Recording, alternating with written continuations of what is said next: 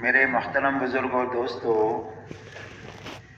بات کے شروع ہونے سے پہلے چند باتیں اچھی طرح ہم ذہن نشین کر لیں تاکہ اجتماع کی تمام تر مجالس کا پورا نفع ہمیں ملے۔ سب سے پہلی بات تو یہ ہے کہ ہر مجلس میں شروع سے لے کر اخیر تک رہنے کی نیت کریں،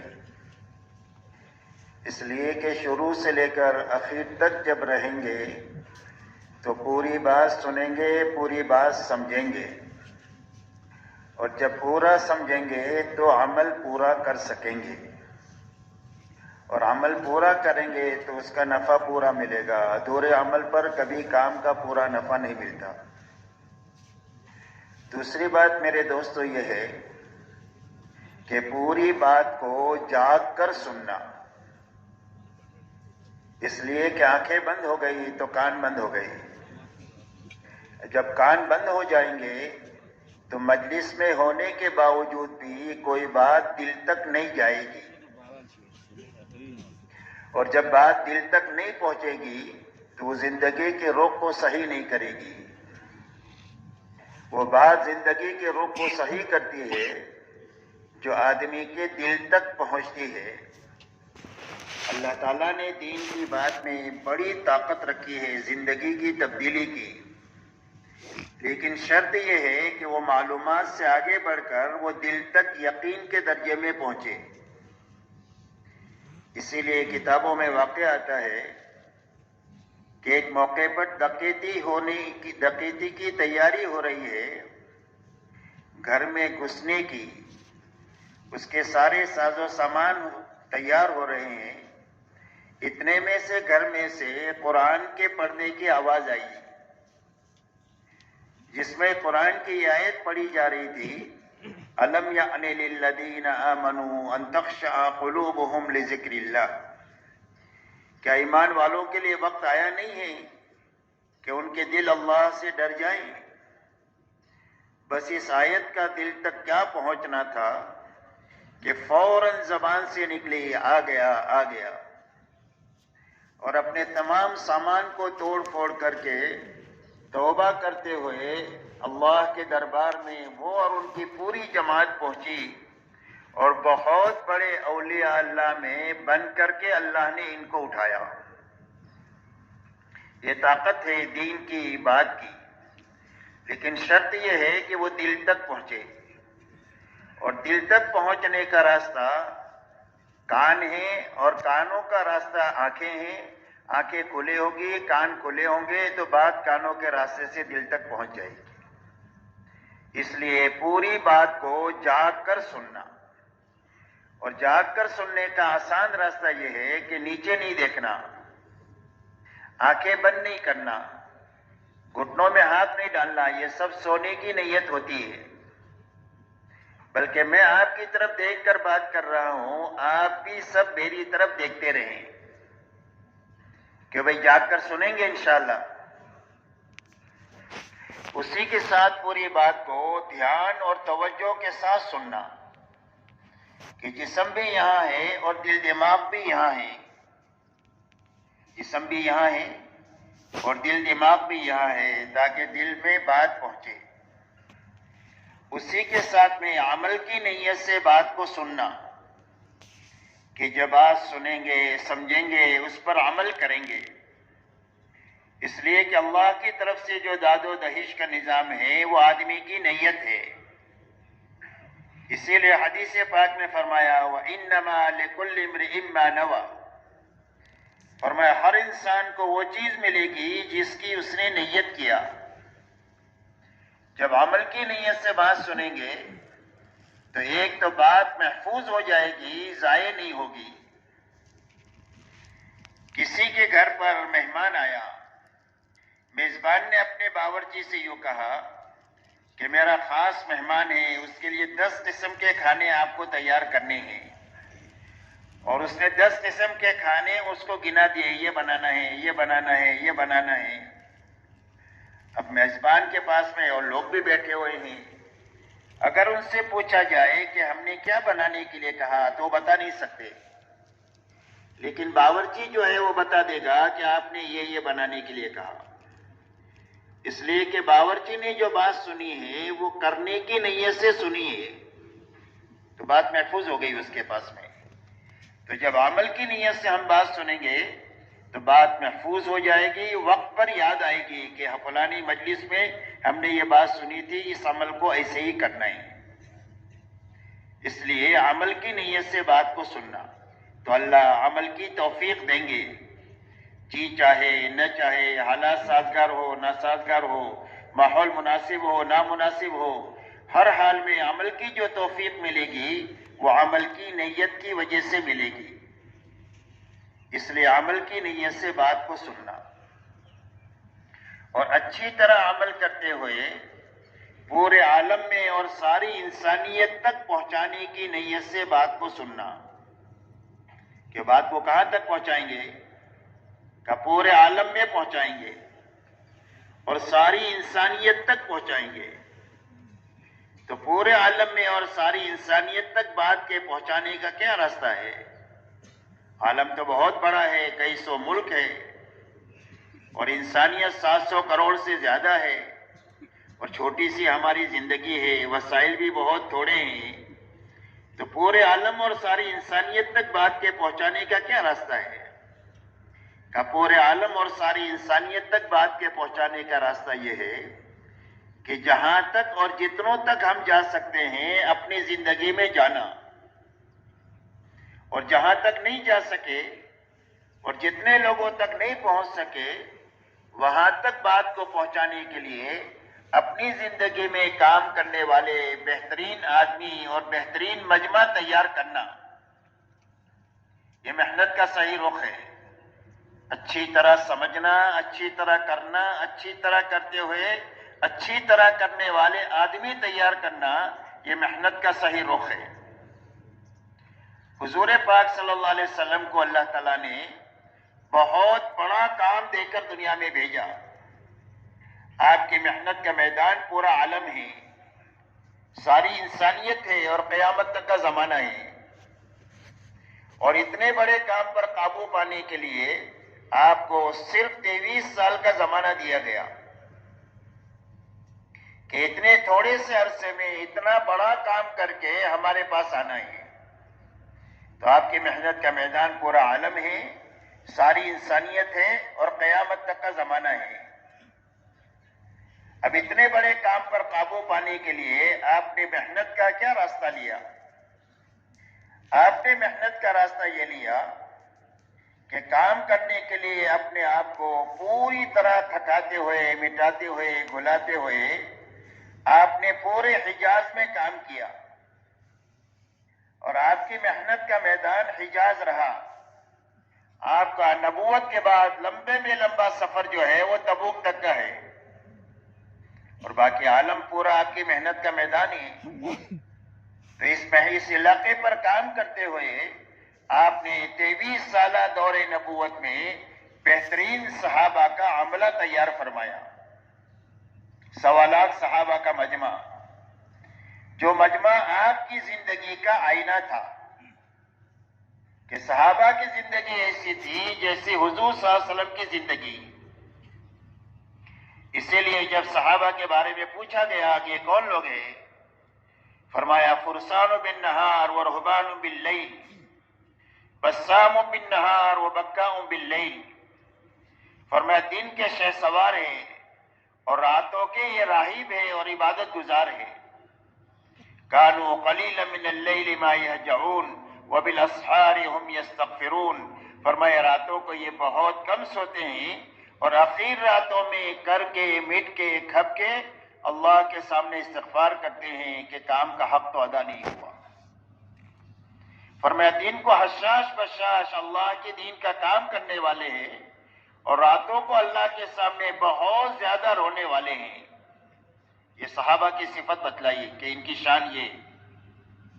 تو حضور صلی اللہ علیہ وسلم کا دین دعوت اور تعلیم کے لیے اللہ تعالیٰ نے آپ کو داعی اور معلم بنا کر کے بھیجا تھا، تو آپ کے دن کا اکثر وقت دعوت اور تعلیم پر خرچ ہوتا تھا، اور رات کا اکثر وقت آپ کا اللہ کے سامنے کھڑا ہونے میں، قرآن پڑھنے میں اور اللہ کے سامنے آہوزاری میں خرچ ہوتا تھا۔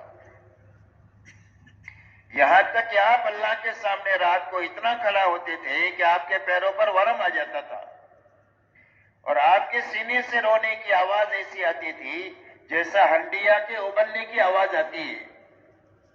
یہ آپ کا دن ہے اور یہ آپ کی رات ہے، اور یہی دونوں چیزیں آپ کے پورے مجمع میں منتقل ہوئی۔ 100% ایمان والے ان دو بنیادوں پر آئے، فرسان بالنہار و رہبان باللیل۔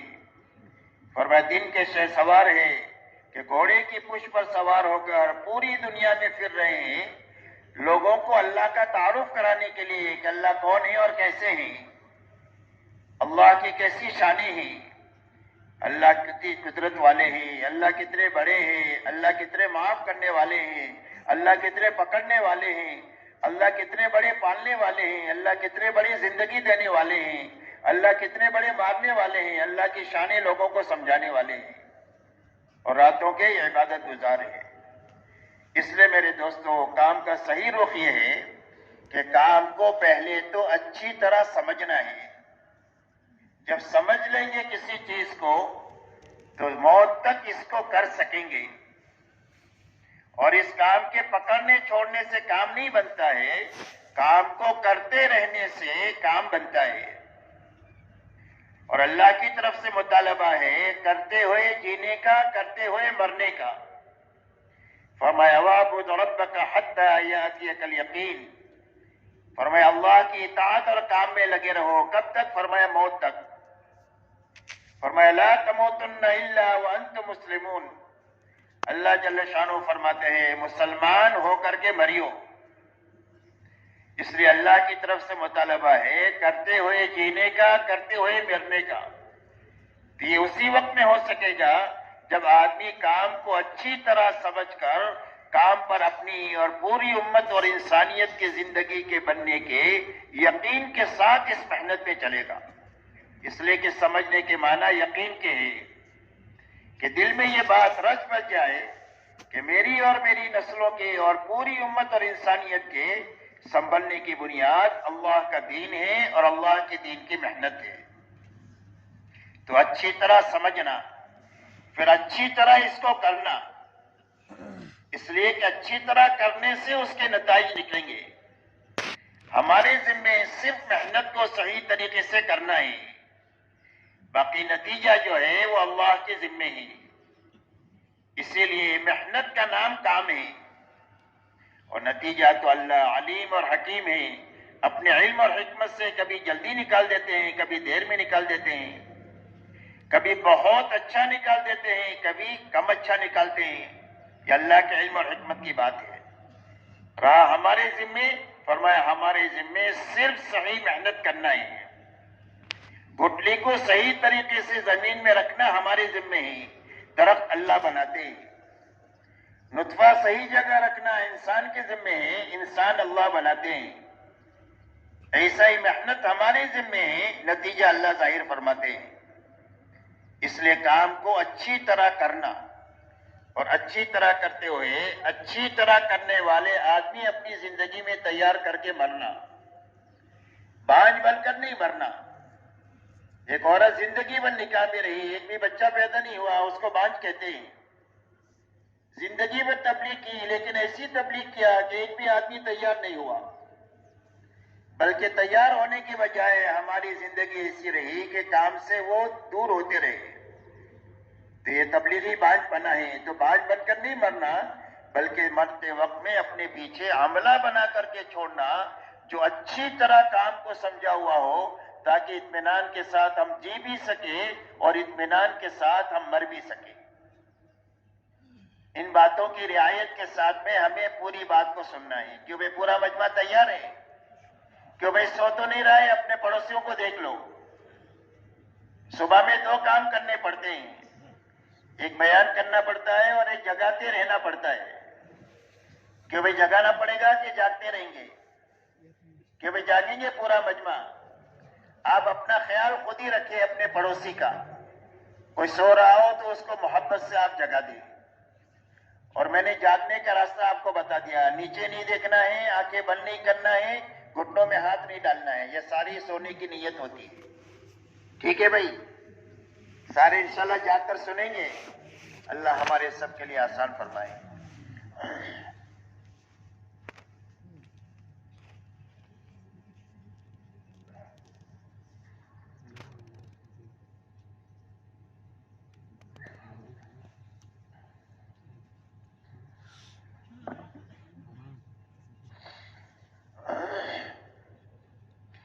میرے محترم بزرگوں دوستو، سمجھنے کی اور پوری امت اور انسانیت کو سمجھانے کی بات یہ ہے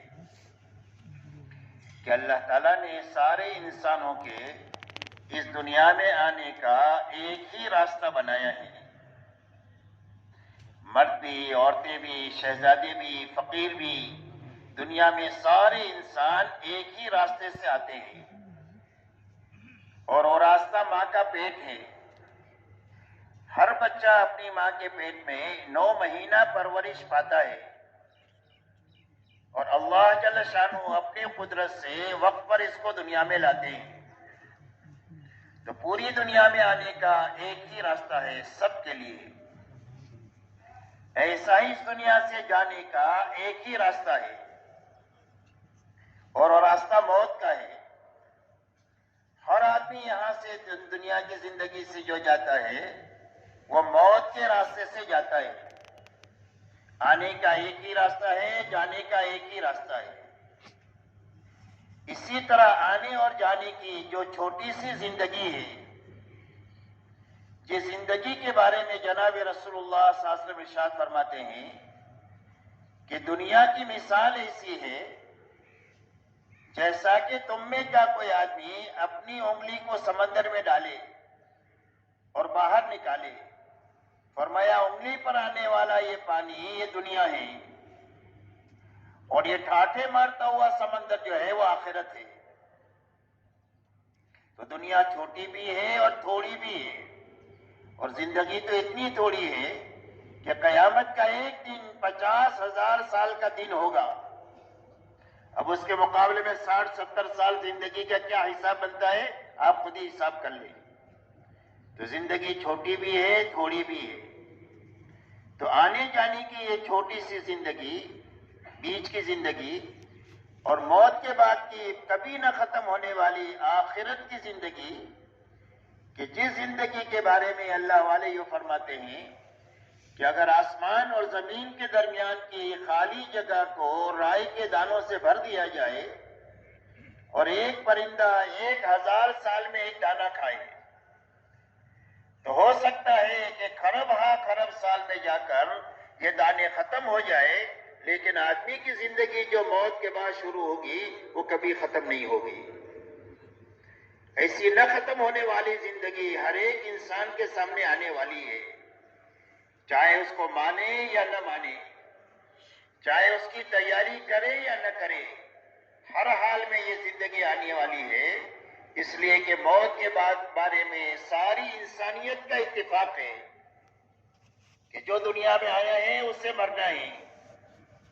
اللہ کے بارے میں تو اختلاف کرنے والے لوگ ملیں گے، نبی سے اختلاف کرنے والے ملیں گے، اللہ کی کتاب سے اختلاف کرنے والے ملیں گے، لیکن موت ایک ایسی حقیقت ہے کہ اس میں دہریے سے دہریہ بھی اس کا انکار نہیں کر سکتا.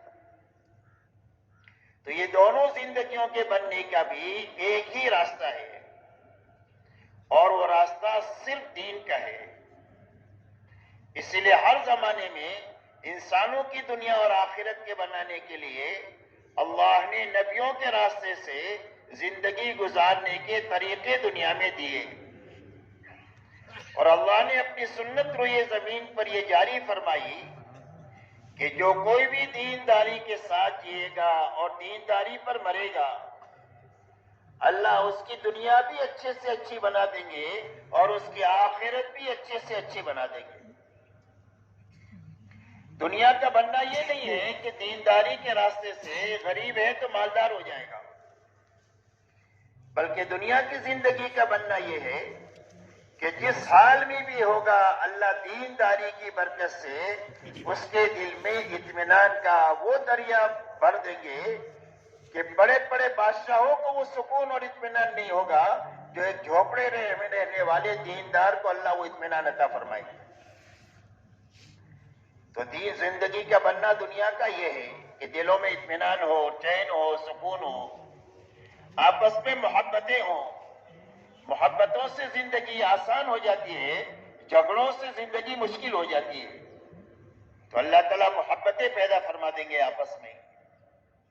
مقدر کی جو تھوڑی زیادہ روزی اللہ نے لکھی ہے وہ حلال اور برکت والی بنا کر کے دیں گے کہ دکھنے میں چھوٹی سی کمائی ہے لیکن اس کا گھرانہ تو چلے گا، سینکڑوں گھرانے اس پر پلیں گے۔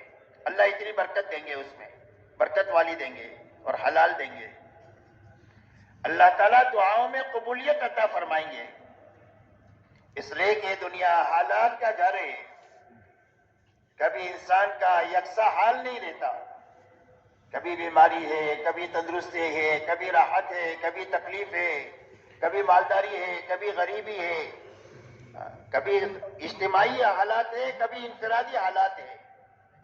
تو ان حالات سے نکلنے کے لیے اللہ تعالیٰ ہر دیندار کو دعا کی وہ قبولیت عطا فرما دیں گے کہ جب اپنے رب کے سامنے ہاتھ اٹھائے گا اللہ اس کی دعا کی برکت سے بڑے بڑے کام دعا کے راستے سے کر دیں گے۔ تو دعاؤں میں اللہ تعالیٰ قبولیت عطا فرما دیں گے اور زندگی ایسی صاف ستھری بنا دیں گے کہ ہر دیکھنے والا آدمی اس زندگی پر رشک کرے کہ یہ زندگی تو مجھے بھی ملنی چاہیے۔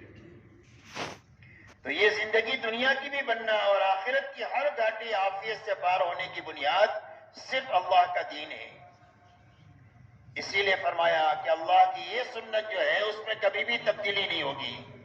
وَلَن تَجِدَ لِسُنَّتِ اللَّهِ تَبْدِيلًا وَلَن تَجِدَ لِسُنَّتِ اللَّهِ تَحْوِيلًا، اللہ کی سنت کو کبھی بھی بدلتا ہوا نہیں پائیں گے۔ اللہ جس کسی کو بھی کامیاب کریں گے اس کو دین کے راستے سے کریں گے اور جس کسی کو بھی ناکام کریں گے اللہ اس کو بے دینی کے راستے سے کریں گے۔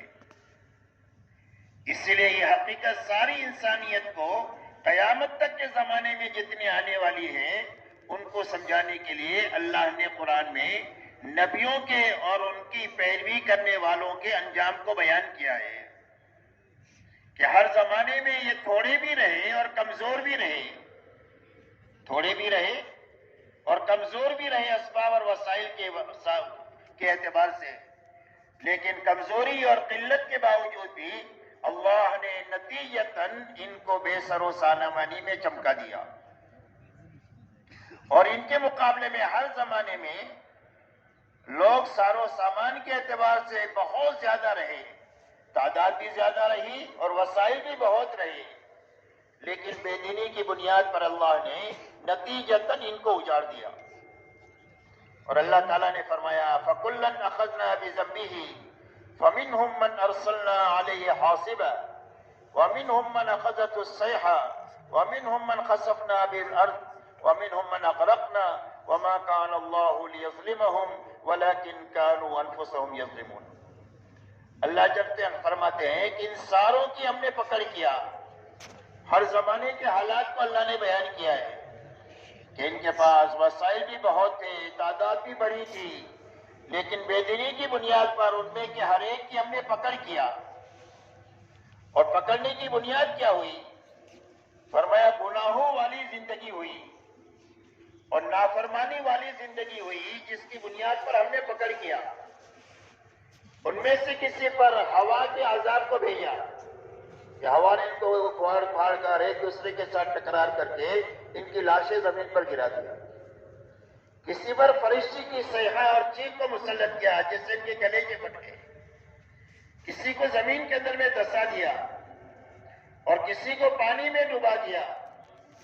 اور یہ فرمایا آخر میں کہ اللہ کسی پر ظلم نہیں کرتے ہیں، انہوں نے ہی بے دینی کے راستے سے اپنی ہلاکت کا سامان خود ہی کیا ہے جس کی بنا پر اللہ کی پکڑ کا یہ شکار ہوئے۔ اس لیے میرے دوستو یہ بنیادی بات ہے جو سمجھنے کی ہے کہ پوری امت اور ساری انسانیت کی دنیا اور آخرت کے بننے کا ایک ہی راستہ ہے اور وہ صرف دین کا ہے، اور اجڑنے کی ایک ہی بنیاد ہے اور وہ صرف بے دینی ہے۔ اسی لیے حدیث پاک میں آتا ہے کہ دنیا میں 4 قسم کے لوگ ہیں۔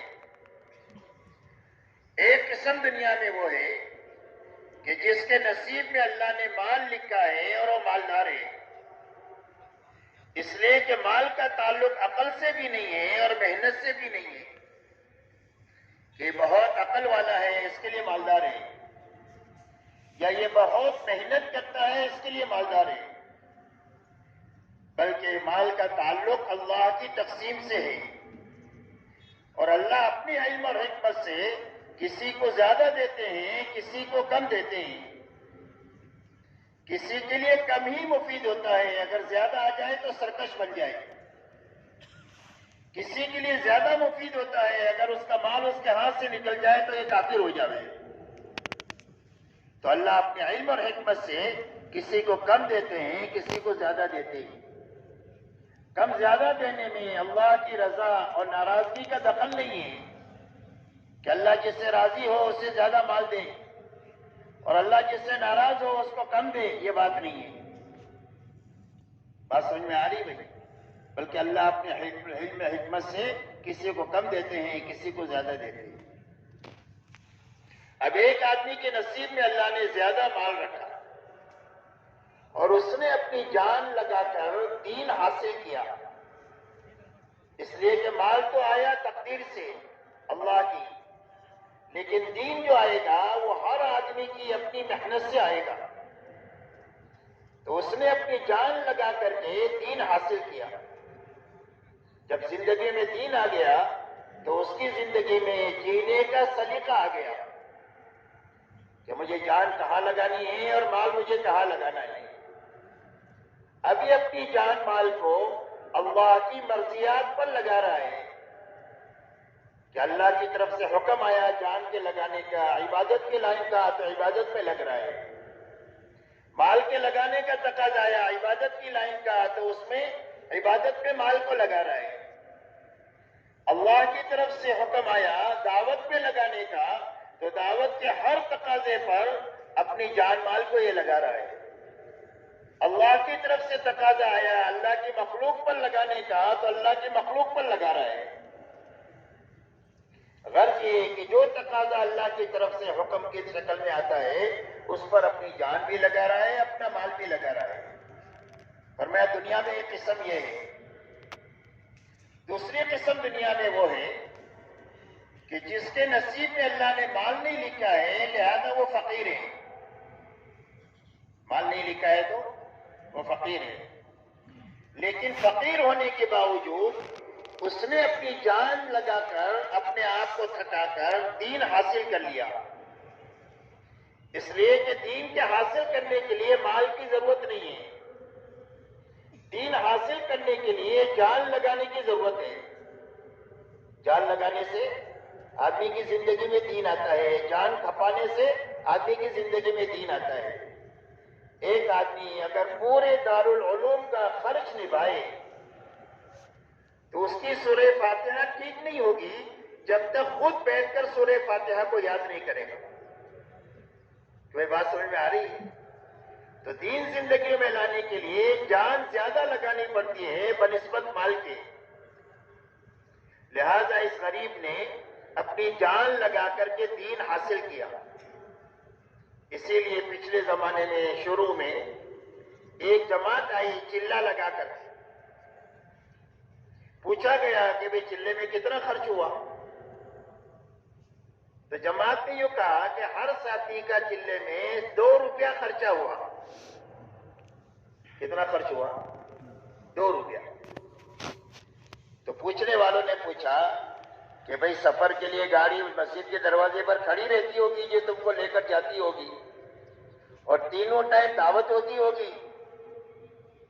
تو فرمایا نہ ایک مرتبہ دعوت ہوئی نہ ایک مرتبہ گاڑی آئی مسجد کے سامنے۔ پورے 40 دن میں ہم پیدل چلے ہیں،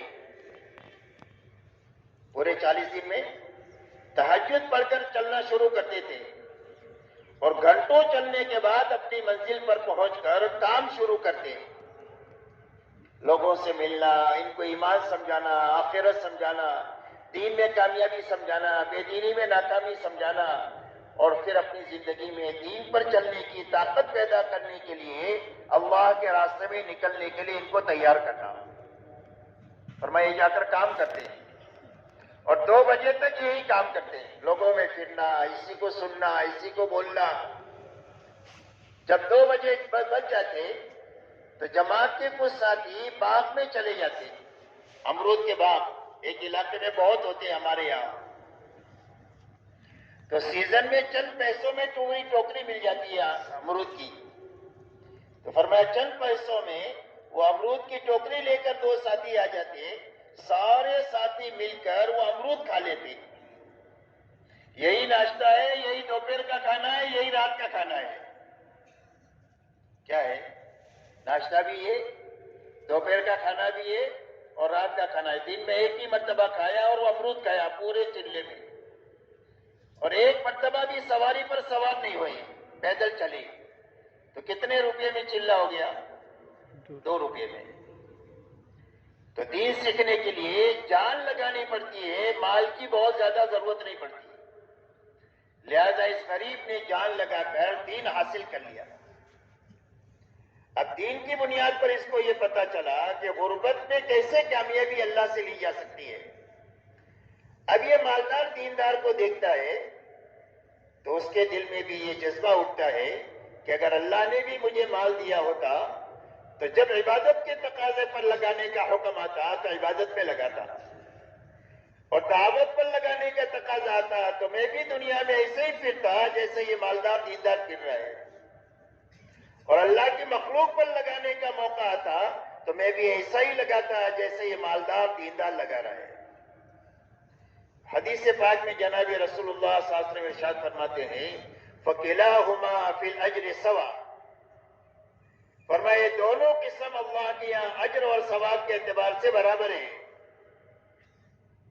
جو مالدار دیندار کا اللہ اکرام کریں گے، اللہ اس غریب کا وہی اکرام کریں گے جو اس مالدار دیندار کا کریں گے۔ فرمایا اجر اور ثواب کے اعتبار سے دونوں برابر ہیں۔ حضور پاک صلی اللہ علیہ وسلم کے زمانے میں مہاجرین آئے آپ کے پاس،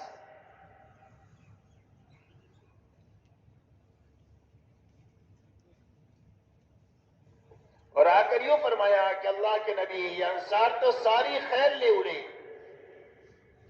جان لگانے کا موقع ہے تو جان بہت لگاتے ہیں، ان کی تعداد ہمارے سے بہت زیادہ ہے، اور مال لگانے کا موقع ہے تو ان کے مال بھی زیادہ ہے، مال بھی زیادہ لگاتے ہیں، تو یہ تو ساری خیر لے گئے، ہم تو پیچھے رہ گئے۔ آپ نے فرمایا کہ ان کے ساتھ ہونا چاہتے ہو؟ فرمایا ہاں اللہ کے نبی ان کے ساتھ ہی ہونا چاہتے ہیں۔ فرمایا اگر ان کے ساتھ ہونا چاہتے ہو تو ایک تو ان کی قربانی کی قدر کرو۔ کیا کرو؟ ان کے قربانی اور محنت کی قدر کرو، اور فرمایا ان کے لیے دعا کرو تو تم ان کے ساتھ ہو جاؤ گے۔ ایسا آسان نسخہ دین میں ہے۔ ہمارا دین جو ہے اس کے اندر میں تو آم کے آم گٹلی کے بھی دام ہے، آم کے تو آم اور گٹلی کے بھی دام، ایسا پیارا دین اللہ نے عطا فرمایا۔ لہذا فرمایا کہ یہ دونوں اجر اور ثواب کے اعتبار سے برابر ہے۔ یہ 2 قسم ہوئی دنیا میں۔ فرمایا تیسری قسم وہ ہے کہ جس کے نصیب میں اللہ نے مال لکھا ہے اور وہ مالدار ہے، اور اس نے اپنی جان نہ لگا کر کے دین حاصل نہیں کیا۔ جب دین ہی نہیں آیا ہے تو اس کو پتہ ہی نہیں ہے کہ مال کہاں لگانا چاہیے، تو یہ مال خواہشات میں لگاتا ہے، اپنی خواہشات پوری کرنے میں، حلال اور حرام کی رعایت کے بغیر، اللہ کے مخلوق پر ظلم و ستم ڈھانے میں لگا رہا ہے، اور ہر جائز ناجائز میں مال لگا رہا ہے، اس لیے کہ زندگیوں میں صحیح چلنے کا سلیقہ جو پیدا ہوتا ہے وہ صرف دین راضی کے راستے سے ہوتا ہے، اور کوئی راستہ صحیح سلیقہ پیدا ہونے کا ہے ہی نہیں ہے۔ چاہے دنیا میں کتنا ہی پڑھا لے، لیکن صحیح سلیقہ زندگی میں جینے کا جو آئے گا وہ صرف دین کے راستے سے آئے گا۔ تو فرمایا تیسری قسم وہ ہے کہ مالدار ہے اور بے دین ہے۔ چوتھی قسم فرمایا وہ ہے کہ جس کے نصیب میں اللہ نے مال نہیں لکھا ہے لہذا وہ غریب ہے، لیکن اس نے اپنی جان لگا کر دین حاصل نہیں کیا، جان لگا کر کے دین حاصل نہیں کیا۔ اب یہ جب مالدار بے دین کو دیکھتا ہے تو اس کے دل میں ایک ہوپ اٹھتی ہے اور لالچ پیدا ہوتی ہے، اور اس کو دیکھ کر یہ سب یہ کہتا ہے کہ کاش میرے پاس بھی مال ہوتا تو میں بھی ایسا ہی عیاشی کرتا جیسا یہ کر رہا ہے، اور میں وہ سارے کام کرتا جیسے یہ مالدار بے دین کر رہا ہے۔ حالانکہ مال نہیں ہے اور نہ خرچ کرنے کے اس کی طاقت ہے، لیکن اس کے اندر کا جذبہ یہ ہے۔